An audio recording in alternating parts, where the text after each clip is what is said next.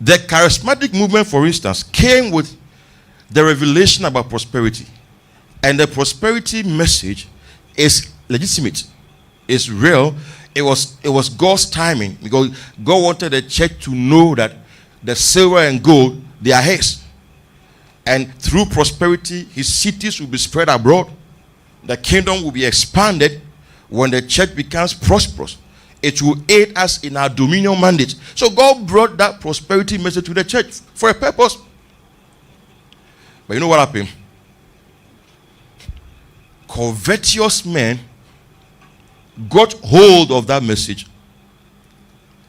and began to propagate a gospel of self, to the extent that prosperity became an end in itself.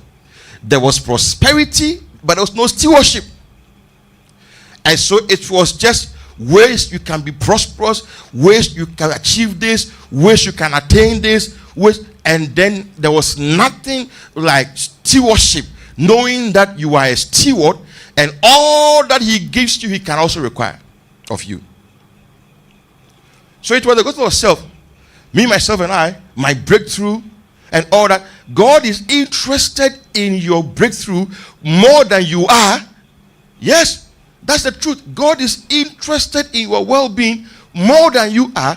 But when you put the horse, you put the cart before the horse, the results you get will not be God's results.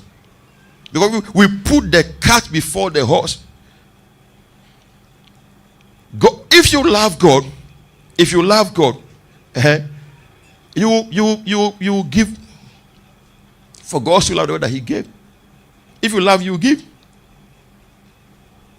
But you can give without loving God. So it can get to a point where giving does not spring from the heart, a heart of love, but giving becomes a formula to get things from God. In the Bible, see, there are two ways you can please God. Okay, you can obey God.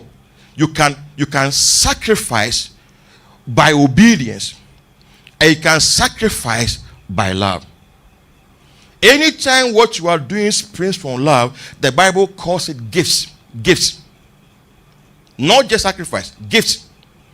When you check the Bible, gifts always come before sacrifice. Because gifts are sacrifice that springs from a heart of love. You love him, and so you release. That's why Abel's offering, I go to Hebrews 11 verse 4. By faith, Abel offered a more excellent sacrifice than Cain, through which he obtained witness that he was righteous. God testifying of his gifts, not sacrifice, not offering, gifts. Why? They came from a place of love. That's why he said, and through it, he being dead still speaks. Because when you touch God's heart, you see, when you love God and you release out of love, you touch his heart. Because if you don't love God, he doesn't know you. 1 Corinthians 8 verse 3 is that if you don't know God, if you don't love God, he doesn't know you. Yes. But if anyone loves God, this one is known by him. And so the giving is springing from your heart. David said, because of the affection of the house of my God, I provided among my own treasures gold for the things of gold and silver for the things of silver. David gave over and above because he loved God. It wasn't just a jackpot mentality to get something from God.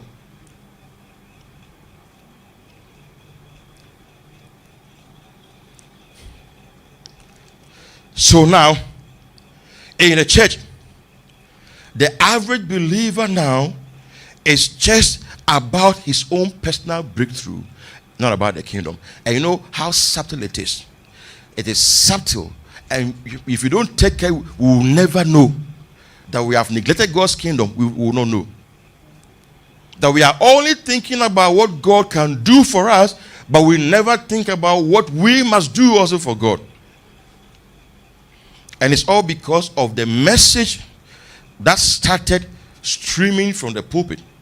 So now our pursuits, our inclinations, our dreams, our desires, our benchmark, they are worldly, they are carnal, they are materialistic.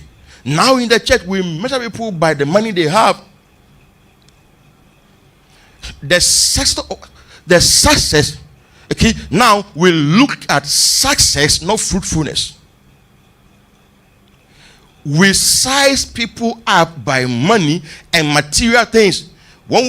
Even including men of God, we size men of God by the money they have. Highly esteemed abominations. Now, if you don't have money, if you have money in the church, it's very easy to be made a leader. That's mammon.